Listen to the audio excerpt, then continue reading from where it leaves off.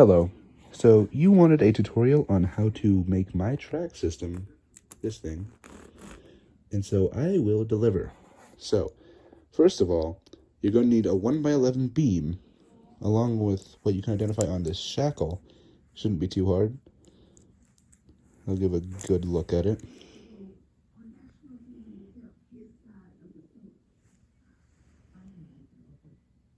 Also, you're going to need to have the new Lego, what was it? The new linear actuator piece from Lego.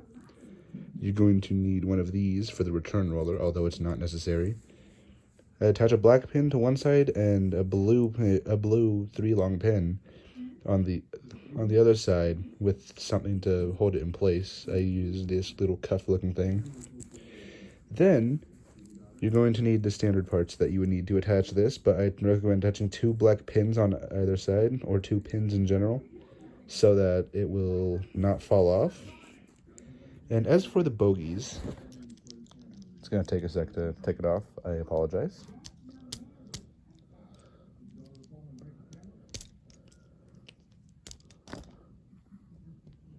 Apologies. I really do apologize. It does take a bit to do this, though. So for each bogey for each side, it's going to look like something like this. You're going to need a 1x5 beam on a gray pin. Along with that, you're going to need 3 gray pins per bogey, with 2 wheels of this variety on each bogey in an interleaved fashion. Along with this, you're going to need this particular piece. I don't know what it's called, but you're going to need a pin axle and a pin, as you can see there, which there's also going to need a pin on there to prevent the bogies from, well, going too high up. You can adjust that as you will. And then for the sprocket, you're just going to need a approximately 7-length axle. 6-length axle with a lot of space on one side. Okay, so how to assemble it? Well, you can sort of see how it's going. And what you want to do is you want to attach this directly. You have to attach this bogey directly behind those there. Those will be attaching the actual linear actuator. It's a little difficult to do this one-handed.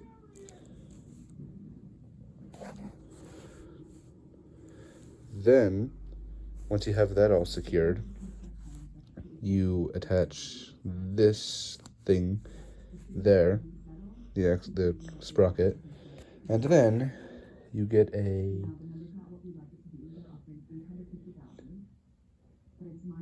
hold on.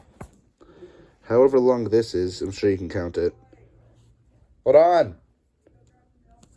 I will. So apologies. This isn't going to be the highest quality video. And then I forgot the return roller. The return roller goes about right behind the bogey's mount, as so. Also, you will roll this. You can use the standard length or this length, whichever one. And then you attach the sprocket. Then you attach the beam itself. Yep, like that. It's all secure. And then you get your track. Personally, I like to keep my tracks symmetrical for either side. And you obviously don't need to see how you attach tracks, but I'd recommend just approximating how many track lengths you'll need. It's more fun. And once you have that done, you have a track. And I like to use this brown capped axle as a way to determine how tense it is, and then I reference it to these 2 yellow half caps or plugs, or whatever they're called. And I like to keep it in between them. And that, my friend, is a tutorial for my tracks. Goodbye.